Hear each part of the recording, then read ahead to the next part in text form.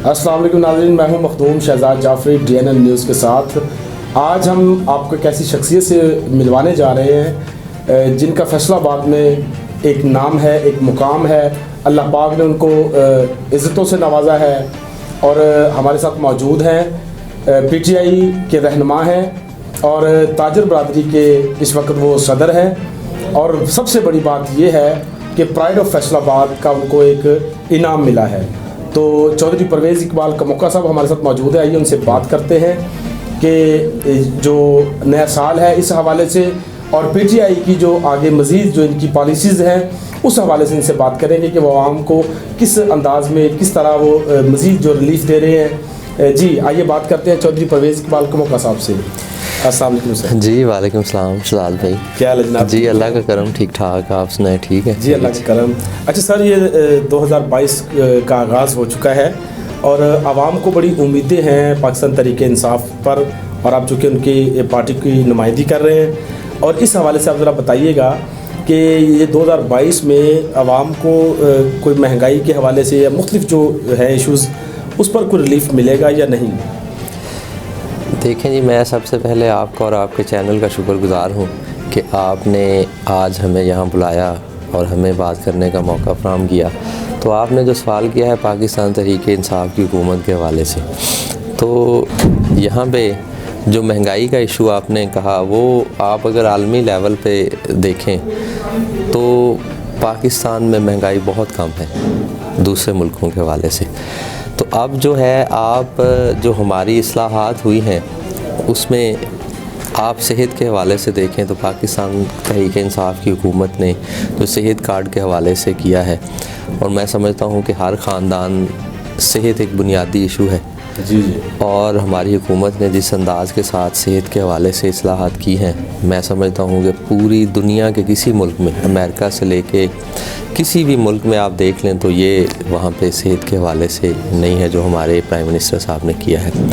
इस तरह जो है अपना महंगाई, उस पे दिन रात हमारी टीम जो है वो काम कर रही है, और इंशाअल्लाह ताला ये हमारा नया साल जो है ये पाकिस्तान की तरक्की और खुशहाली का साल होगा। आपने कहा कि आलमी लेवल पे आप देखें महंगाई को, तो अगर हम आलमी लेवल पे देखें, दूसरे ममालिक को देखें, तो उसमें मजदूर की जो सैलरियां हैं वो भी उस हिसाब से ही है, जबकि यहाँ पे हमारे मुल्क में महंगाई ज़्यादा है। और अगर गवर्नमेंट ऑफ पाकिस्तान ने 18,000 समथिंग या 19,000 समथिंग एक मज़दूर की सैलरी रखी है, तो उसको उतनी सैलरी नहीं मिल रही है।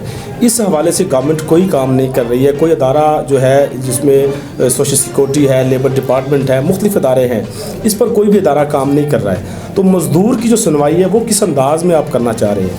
देखें जी, जो मज़दूर की तनख्वाह के हवाले से इस दफ़ा भी ये जो 1 अगस्त है, इसमें हमारी लेबर के प्लेटफॉर्म से 10% इजाफ़ा हुआ है तनख्वाहों के हवाले से। देखें जी, हमारे मुल्क का एक अपना है सिस्टम सेटअप, दूसरे मुल्कों का अपना है। हम उनका अपना कंपैरिजन उनके साथ तो नहीं कर सकते, मगर हमारी जो है हुकूमत दिन रात मज़दूर की बेहतरी के लिए काम कर रही है, ताजर की बेहतरी के लिए। देखें ताजरों के इशू पे पिछली हुकूमत में विद होल्डिंग टैक्स के हवाले से बड़े यहाँ पे एहतजाज हुए थे और 0.6% बैंक पे लगा था। हमारी हुकूमत को ये क्रेडिट जाता है कि अब -0 पॉइंट है बैंक की उस ट्रांजैक्शन पे।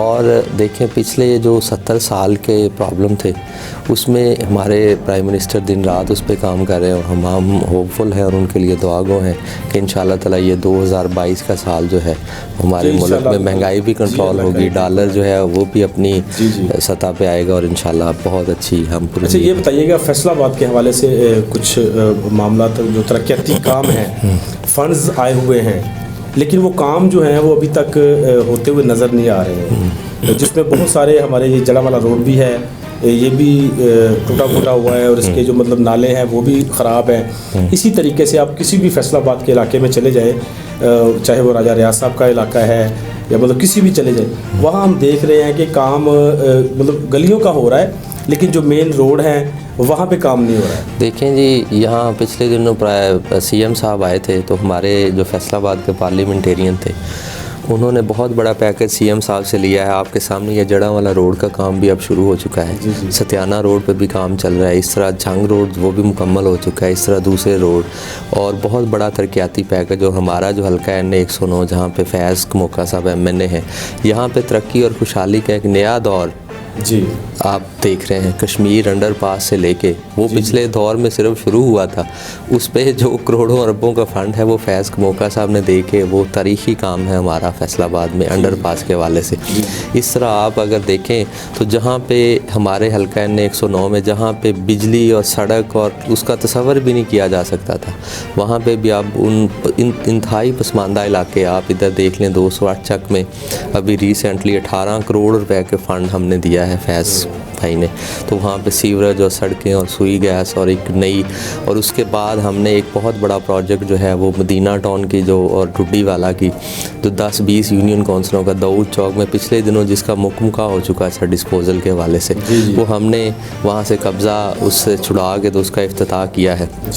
تو میں سمجھتا ہوں کہ یہ ہماری حکومت کا بہت بڑا, ہمارے MNA صاحب کا اہل علاقہ کے لیے بہت بڑا تحفہ ہے, جس میں میں سمجھتا ہوں کہ 214 کی جتنی آبادیاں, 7-8 یونین کونسلیں, 6-7-8 یونین کونسلیں مدینہ ٹاؤن کی, 208 چک گاٹ والا اور 204 جتنا علاقہ ہے اس کے لیے بہت بڑا تحفہ وہ MNA صاحب نے دیا ہے ڈسپوزل کے حوالے سے داؤد چوک میں. جی اسی طرح بجلی کے لیے جو ہے نا, بجلی کے حوالے سے جو بجلی کے بل آ رہے ہیں اس میں ہر عوام میں ہر بندے کی شکایت ہے کہ ایک تو ٹیکس زیادہ لگ کے آ رہا ہے اور بل اتنے زیادہ آ رہے ہیں.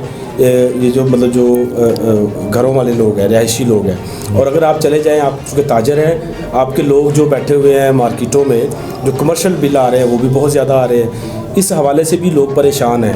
اس پر آپ کیا کام کر رہے ہیں؟ دیکھیں جی, آپ پاکستان کا جو ہے نا وہ ریکارڈ اٹھا کے دیکھ لیں, ہر دور میں لوگوں نے کہا ہے بجلی کا بل, مہنگائی. کسی دور میں آپ دیکھ لیں کہ کسی پبلک کے بندے نے یہ کہا ہو کہ یار بڑی اچھی مہنگائی نہیں ہے, خوشحالی ہے بجلی.